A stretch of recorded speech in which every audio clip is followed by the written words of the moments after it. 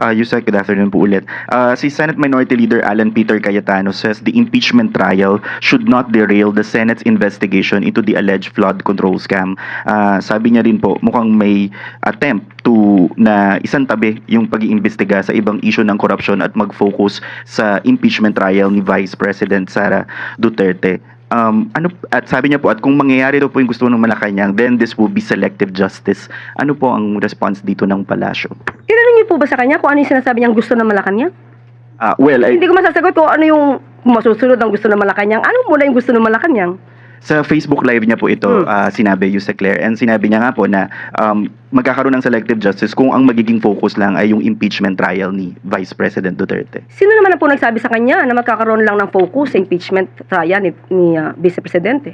Nakita na po natin kung paano gumalaw ang NBI, ang Ombudsman, ang DOJ. Siguro po, total mahilig naman po siya mag-SOCMED. Busy siya sa Facebook. Siguro makikita naman po niya yung mga updates kung ano nangyayari, kung paano gumagalaw at nagtatrabaho ang gobyerno para mapanagot ang dapat na mapanagot at hindi po focus sa impeachment trial. Sa totoo, pag nagmi-meeting po ang Pangulo with the Cabinet Secretaries, hindi po na pag-uusapan ng impeachment. So saan po kaya hinuhugot ng dating Senate President Alan Peter Cayetano ang kanyang mga kwento? Siguro sa susunod po, tanungin nyo, kaya lang puro Facebook yata po siya, no? So hindi siya matatanong. Siguro pagka nagkaroon ng pagkakataon, tanungin siya, saan niya kinukuha yung mga kwento niya? Isa na lang po on that same Facebook Live, nasabihan niya po si Tindig Pilipinas co-convener Kiko Aquino D of acting on instructions from the administration after Kiko D filed an ombudsman complaint dahil nga po sa pagpapatakas kay Senator Bato de la Rosa. Sinabi niya nga po, hindi ka Kiko D. Marcos, isa kang Aquino. Parang ano po ang iniugnay, ano pong response ng palasyo doon? Kilala naman po niya siguro si Mr. Kiko D. na Aquino talaga. So kaya nga po siguro, nagsampa ng kaso dahil Aquino siya. Dahil gusto niya rin mapanagot, ang dapat na mapanagot. Mababanggit natin si Mr. Kiko D. Aquino ay hindi po ito, hindi po siya maka-PBBM. Isa po siyang madalas mag-criticize sa gobyerno. Kaya muli, ang sinasabi ni Senator Alan Cayetano ay puro pang iintriga. Walang basihan, walang pinanghuhugutan. So sana po ang mga kababayan natin ay matuto na. Matuto at malaman nila kung sino ba yung nagsasabi ng may kabuluhan. So, natanong mula kay Ann Soberano, Bombo Radyo.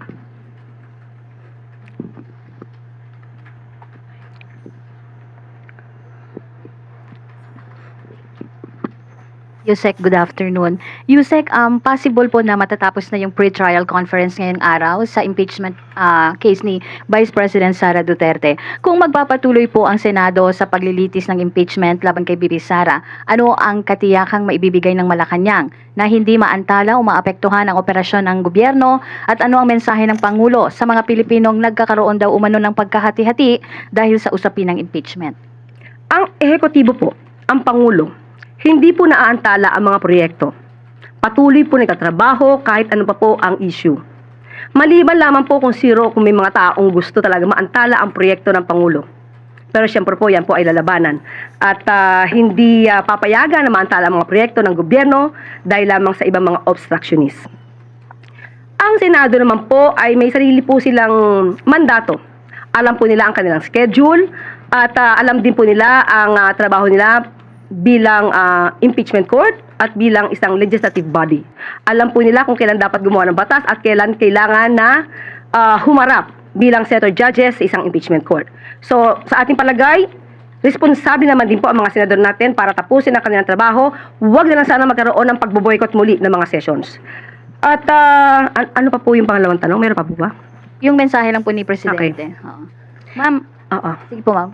Mensahe saan? Saan mensahe sa? Mensahe ni Pangulong Marcos doon sa mga Pilipinong nagkakaroon doon ng paghati-hati dahil sa usapin ng impeachment. Okay.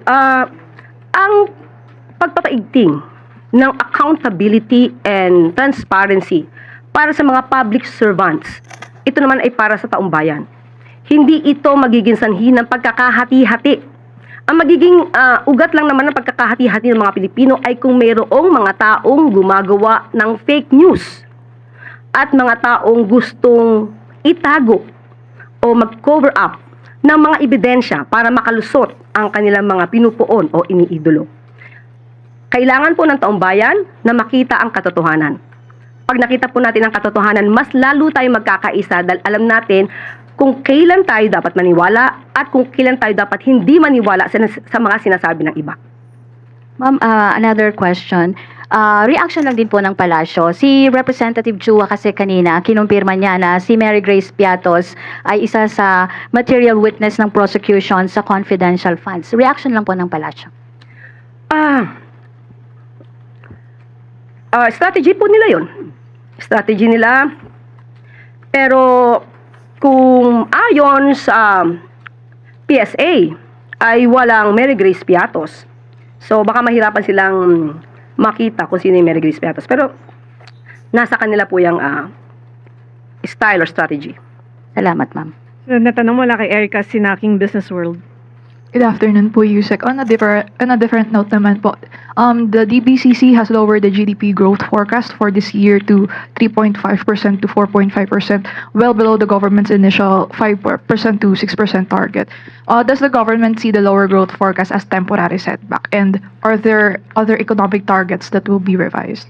Ang nangyari po kasi dito, dahil meron tayong kinaharap na global oil crisis at yun po ang nakikita ng economic team natin kung bakit nagkaroon ng ganitong sitwasyon.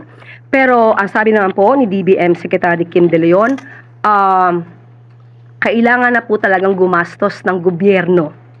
Nakita din po kasi ang pag-iingat naman ng sobra ng DBM sa nakaraang taon dahil nga dito sa mga maanumalyang flood control projects. So hindi agad gumastos ang gobyerno, pinag-aralan mabuti at hindi basta-basta inilabas ang pondo. Isa po ito sa naging dahilan kung bakit medyo humina po ang growth ng ekonomiya ng bansa. So ngayon sa pamumuno po ni Secretary Kim De Leon, maliban po sa pag-iingat, kailangan na po talagang gumastos lalong-lalo na sa infrastruktura. Lumiit po kasi ang gastos sa infrastruktura because of the issues on the flood control mess. Alright po, follow up. Dun po sa gastos, meron po kaya kami makukuhang data sa mga susunod na week? Kasi yung other macroeconomics daw po na assumption ay marirelease na rin po this week, sabi po ni Sec Balisacan. Doon po ba kay Sec Kim, meron din po bang Itatanong natin sa kanya, ibigyan niyo lang po sa akin kung ano yung gusto nyong makuha na data para itanong po natin sa kanya. Thank you po. And last na rin po, might this lower growth forecast for this year drag on 2027 growth outlook pati na rin po sa 2028? Or hindi naman po nakikita ng economic manager? Ang sabi po sa atin, since ngayon po ay gumaganda na po ang paggastos sa infrastruktura, nakikita niyo naman po. So nakikita po second half, this year ay malamang magkaroon na po ng konting improvement. Thank you. So